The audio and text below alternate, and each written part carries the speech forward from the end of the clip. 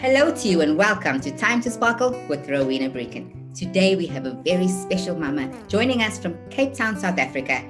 She is here to share her phenomenal journey through adoption and PCOS. Welcome, Timon, Laing. Thank you, Rowena. It's great to be here and great to be on your show.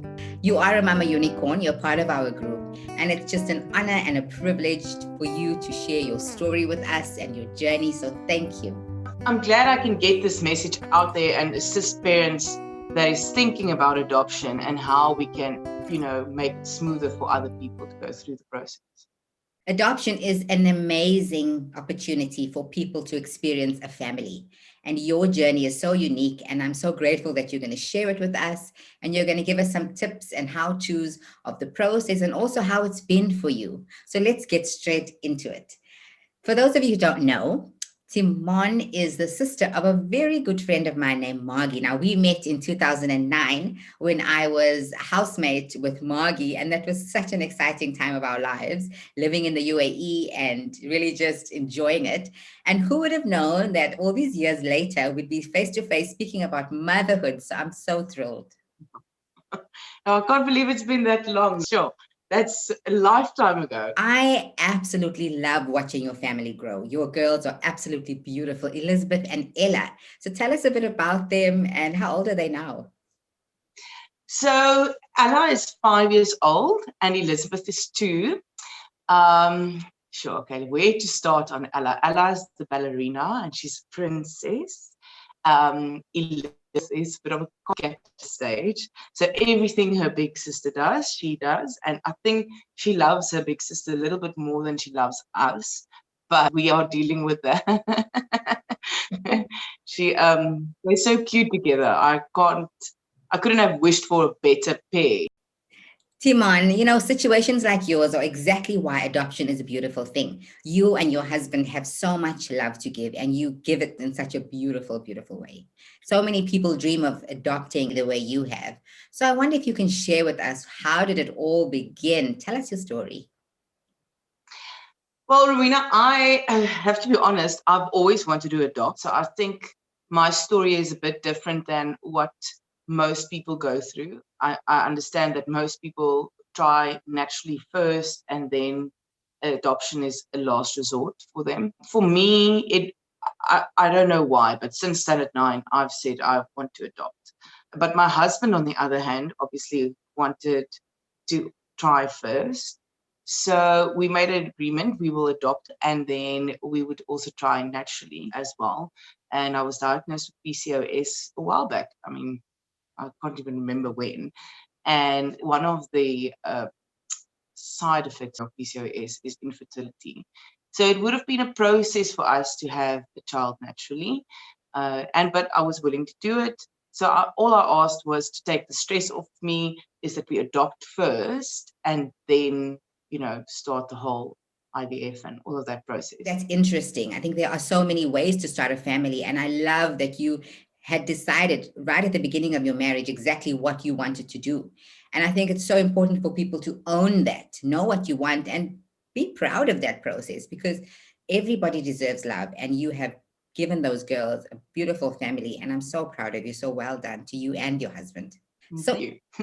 Yeah, we love our girls. I mean, we bless the best. Tell me about the actual process. Is there a website that you have to go to? Is there a number that you have to call? I want to adopt a child. What's the first step? In South Africa, there's actually 3 ways that you can adopt. It is through private, then it's semi-private, and then you've got government. So your private would be a social worker that you find on the web and you contact them and so forth. And then your semi-private is your ABBA adoption, your ProCares and so forth. So ABBA adoption was our second adoption. There's a bit of government funding and you also pay a bit. And then you've got government. You don't necessarily pay anything, but you go through the government. That process is quite tedious and it takes a long time. So we went private. We opted for private. Both of our adoptions were private initially. So to make a long story short, let me give you the essence. First of all, you need to decide on a social worker. It's important that you're comfortable with the person. I emailed I think about 20 social workers. I liked Lee's response, so that was our social worker, just in the way you immediately felt that she cared and she would walk the road that she's going to walk with you. And she was clear about everything. Finance play a role, a major role in adoption, but at the end of the day, it's not more expensive than what you would have given birth at private hospital in South Africa. What is nice about adoption is the adoption community, let me put it that way, is everyone works together, because at the end of the day, the main aim is to get the child a home. So we work through Leave with Ella. The process there is you contact, you've got a screening meeting where you meet with your social worker for about 2 hours. You have a lovely chat. She comes do a home visit and so forth, and see that everything's okay at your house. And then there is a lot of paperwork to be filled in. So we've got a joke that, yes, we don't go through birth, but you get your paper cuts with all of the paperwork that you need to fill in. The moment you've submitted your paperwork, you also need to have a police clearance. You also need to have a docket 29, which is basically you're not registered as a pedophile. If anyone else stays with you, they also need to do the criminal check, and they also need to do the docket 29. So with Elizabeth, my mom and I are staying together, and my mom and my stepdad also needed to do a criminal check and a docket 29. And in the paperwork, there's a lot of questions, obviously, about your history and why you want to adopt and what area you live in and so forth. Adoption can go a bit quicker if you don't have a lot of specifications. So if I say specifications, that means you have to have a girl or a boy. So we opted any girl or boy, doesn't matter, we'll love them either way. One of the main questions is, would you adopt a child that is HIV positive? Would you adopt a child that was born out of a rape situation or incest? So there's a lot of personal questions that you need to ask yourself. What would you be able to cope with? So interesting fact, side note, is that there's a lot of adoption agencies that also does not work with you if you prefer to have a white baby, because there's obviously not a lot of white babies available in South Africa. Our main thing was we wanted a healthy baby, regardless of color or anything like that. Interesting. What people don't realize is that there is a lot of emotional preparation that you need to consider before signing up for becoming an adoptive parent. And I think it's admirable. Yeah. You were willing to be open to any situation that God gives you. And I think it's interesting that you mentioned that race is a factor and that it could be a make or break for some people. And so tell us a bit more about your experience raising Black girls and being in a mixed race family. So South Africa's demographic is obviously the white population is about 3% of the demographic. And I think in the adoption community it's become so normal to have a mixed race family. Initially, when we walked into a shop and the stares that we got and so forth, it was insane. But these days, there's so many adoption families around you. We were sitting at Saddles the other day, and there was 5 couples that had adopted kids. So that's great to see. It's becoming more normalized and so forth in South Africa. So we are in a mixed race family. I have to say it's been interesting, to say the least. Yes, we've had incidents where friends haven't accepted the fact that we've got Black kids. We've had also incidents at schools. So race, unfortunately, does play a big role. And I think in my children's future, there will still obviously be a bit of issues, teasing maybe happening and so forth. But that is why we are raising our kids to be strong and independent, and to know that they are loved and they are always safe, and that we chose them at the end of the day. It's important how you raise your child for them to handle these situations. I do agree with that 100%. My children are biologically mixed. And so I totally get that. Having to physically look different when you enter a place, But I think it also depends on where you live. Like we're in Abu Dhabi, and it's very common to have mixed families. And you're, of course, in South Africa and possibly in an area which is predominantly white, predominantly Afrikaans. Am I correct? So That's correct. I think it's very interesting that you are now bringing this reality into that space and really educating people by living in a mixed race family and living happily together. So without realizing that you're actually changing the world in a very beautiful way. So I want to say congratulations. Well, thank you. We're trying our best here. My husband, his native language is Russian. He's from Belarus. And I, have seen how he nurtures his culture and really trains them in their language and tries to expose them as much as possible. So can you share with us, how are you supporting their culture, and how have you been able to find opportunities for them to know their cultural heritage? So for myself and my husband, it was very important that the two girls must be able to speak Xhosa.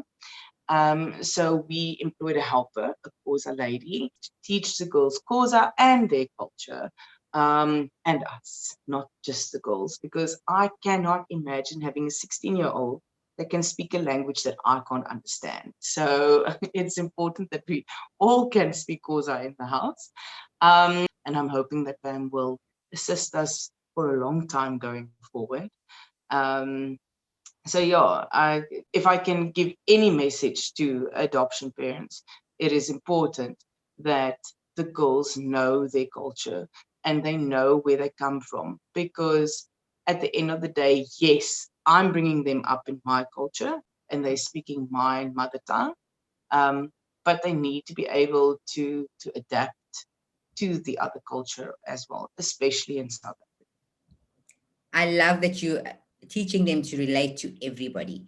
In these times of Black Lives Matter, there's a movement all around the world where we are really seeing each other. And a lot of people think that it is best to be colorblind. But I believe, and people in the Black Lives Matter movement realize that it's impossible. We are not colorblind. We see each other. And there's nothing wrong with that. It's okay to see each other, value each other, love each other, and celebrate each other. So what you're doing is fantastic. And I've seen so many examples of people exposing their children to television programs which have all race groups, storybooks that depict different colors, and really sometimes even just approaching it head on.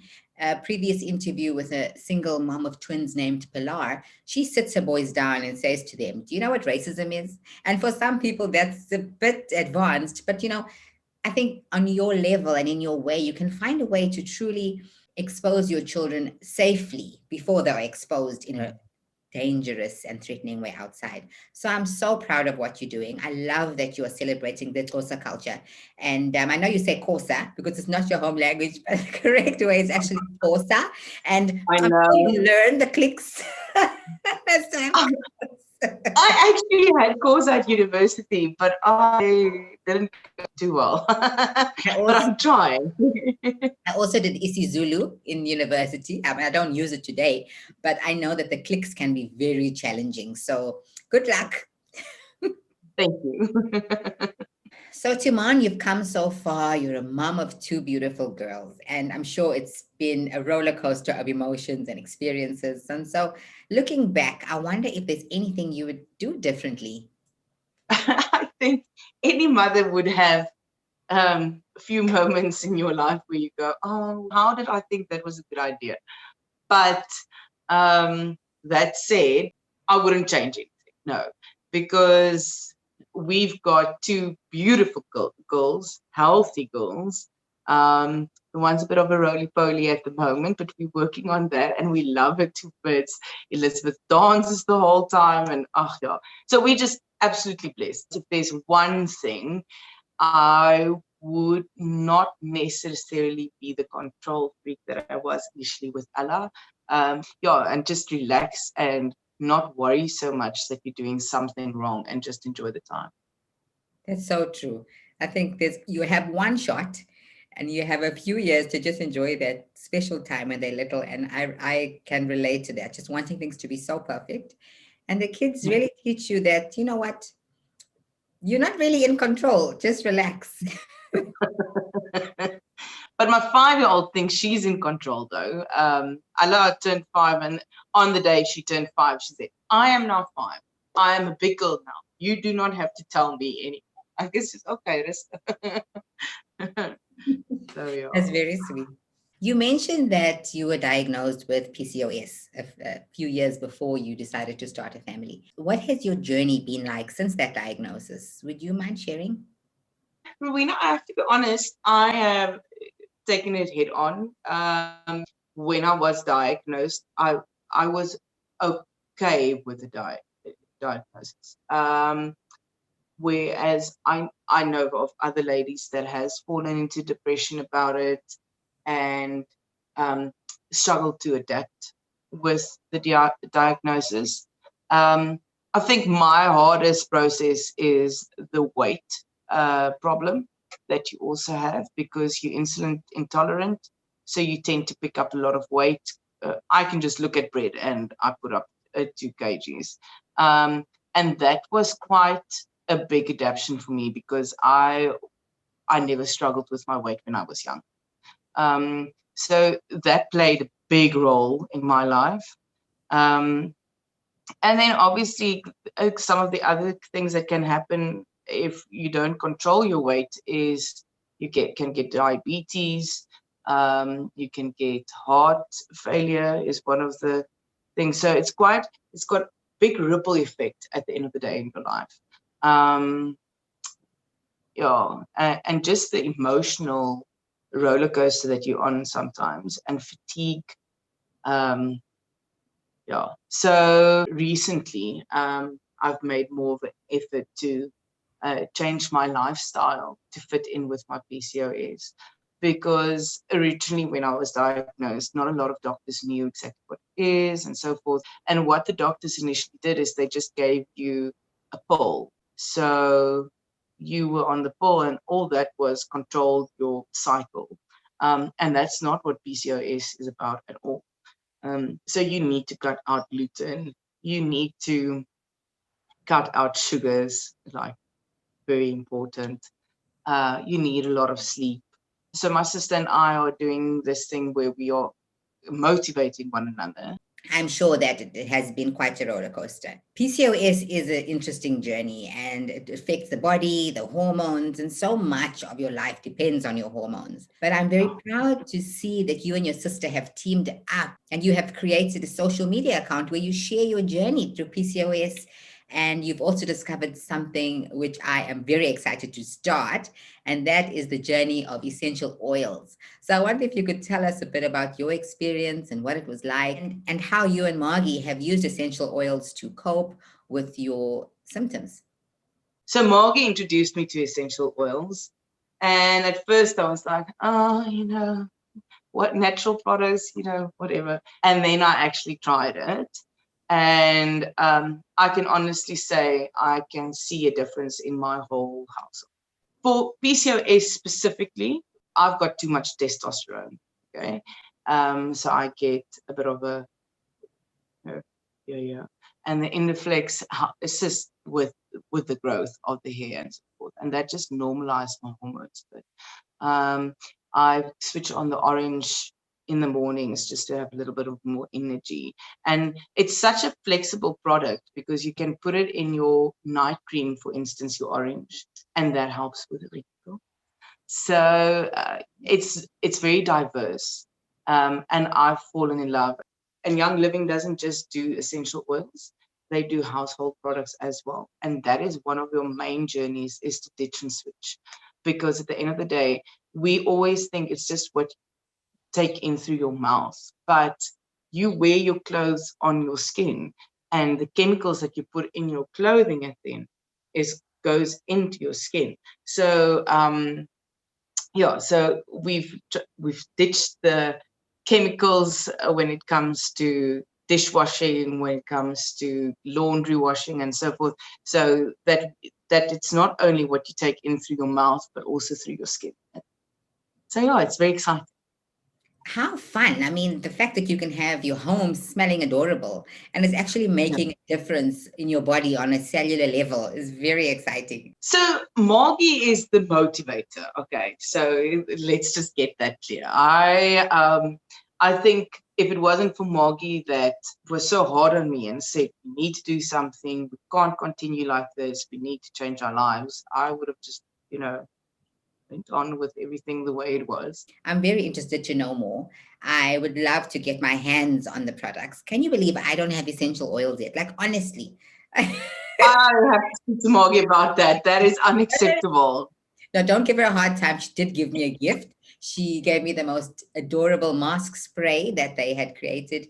And she also gave me some other goodies. So I'm definitely on the next order. Okay. But before I order, can you like maybe recommend what would be the best thing to start with? So there is a starter kit, but the UAE department is Margie's department, so she'll explain all of that starter kit to you. But South African starter kits comes with the diffuser that's here behind me, the Dewdrop, and then it comes with your 10 amazing oils. So the oils that comes with the starter kit is your peppermint. Oh, that is Christmas, Rowena. I mean, it is Christmas in a bottle. And then you've got lemon, and you've got your orange, and you've got your Thieves. Now, the Thieves is a product that it's a mix that Young Living makes. Thieves is amazing. That helps with your sinuses it just does anything. My mom's currently using it on my stepdad. He's got Alzheimer's, and she said she can see the difference in the way he's acting and so forth. So she's using Thieves. If you've got a husband that snores, I've got a tip for you. Valor also comes in your starter kit, and you can put it under your husband's toe for 5 nights in a row. Well, you actually have to do it continuously, but after 5 nights, you will start seeing the difference in your husband's snoring. So, yeah, ladies, that's a definite try. Except for that, I also use Valor if I stress out or have a bit of anxiety about something. I put the Valor on my wrists, and it just calms me. And then you get the lavender. I don't think I have to explain lavender because we all Lavender is know. basically everything. Lavender is the world. Exactly. You put lavender in your bath. Lavender is just amazing. And then you've got your eucalyptus, which you get in Vicks. So if you've got a bit of a chest, you put it in a carrier oil and you put it on your chest. You can put it in your diffuser. So yeah, Rowena, there's quite a variety that you get in your starter kit, and it's everything that you need. Well, that's very exciting. I'm on it. I really am on it. Almost don't want to admit that I haven't started the journey. But I have a few people who have access to the kits and the products. And so I'm like, who do I go with? And I don't think it really matters really who I go with. But I'm so happy Margie is here and that I can talk to somebody that I know and that I trust for 11 years of my life. You've got this amazing unicorn roller that just smells divine and just makes you happy. Sorry, what? Unicorn? Did you say unicorn roller? That's the thing I need. I need that. Yeah, so there's so many recipes out there, and so we just don't leave you after you've enrolled with us. We assist you and guide you through the process. And if there's something specific that you want help with, we can give you the answers. So yeah. Awesome. And do the girls know about the oils? Oh, Ella is so excited every time she sees a Young Living package. She can't wait to open it. She thinks it's her birthday party every month. So Elizabeth has an owl in her room. It's an owl diffuser for the little kids. It also has a little of music or white noise. It's your choice. It's got 4 different sounds that you can choose from. And then also there's different lighting that you have. So you don't need a night light. You've got your diffuser. So Elizabeth is enjoying the lavender. Elizabeth also has a bit of eczema. So I'm putting lavender in her cream. And since I've been doing that, I can see a massive difference in her eczema as well. I forgot to mention Citronella. That's also in the starter kit. And Ella loves Citronella because she doesn't like mosquitoes. So the moment I put the diffuser on, she's happy because then she knows the moth is not going to bother her. Oh, that's so cute. The Yeah. Marcies give my boys a hard time. They get reactions from mosquito bites. So is it possible for me to use that oil in a cream, which would make it more natural to rid out Yes, mosquitoes? you can. So you get different carrier oils. The easier one to come by is your coconut oil. So you can put some of the drops in coconut oil and put it directly on the skin. There is that is why it's so important to stay in contact with us, because there's some of the oils that you're not allowed to put directly on your skin. There's also a lot of oils that you're not allowed to drink at all. So, and there's also a few oils that's not animal friendly, and then there's a few oils that actually works with animals and for animals. So it's very important that you stay clued up with what oil to use when, and not just think you can use all of the oils for everything. Thank you so much for sharing all your wonderful information about the oils, which I'm so excited to get into. But more importantly, thank you for sharing your journey of adoption. You are doing a fantastic job. I want to honor you and thank you. Before I go, I wonder if you could share any advice to anyone who's considering adoption. Don't let the outside world influence your decisions. We still live in crazy times, and the adoption journey is just as amazing and as beautiful as the journey of having your own blood, if I could put it that way. Because the moment you hold that child, they become yours. And so my advice is, if it's what you want, go for it, and don't let anyone else tell you different. And Timon, who have been your greatest support in this process? So sure, our families are amazing. Initially, when we told them we were adopting, there was one or two that had a lot of questions, but as I said, once the babies are there, there's no turning back. So we have joined Passion for Adoption in South Africa. That's a Facebook group. The advice and the support that you get there is, it really carries you, and you just learn so much, because you get to talk to other adoptees as well. So you get to see it from a different perspective and not just you as a parent. And then obviously our families has been amazing. The grandparents on both sides has just, we couldn't have asked for anything better. And the aunts spoils my kids rotten. I don't know what I'm going to do, because I can't keep it up. But they just think they're just sending gifts and gifts. And I think it's been a very hard year for them for not actually seeing the kids. And every time I speak to my sister over the phone, and she sees Ella, she's just like, I can't believe how tall she's got it. So Margie's coming home for December Christmas, and I think she's more excited to see the children than anything else. Oh, that's so beautiful. I'm an aunt myself, and I remember doting on my niece to the end of days. And it's just a great opportunity. You can spoil them and do all the naughty things and then just send them back. Exactly. And then it becomes my problem.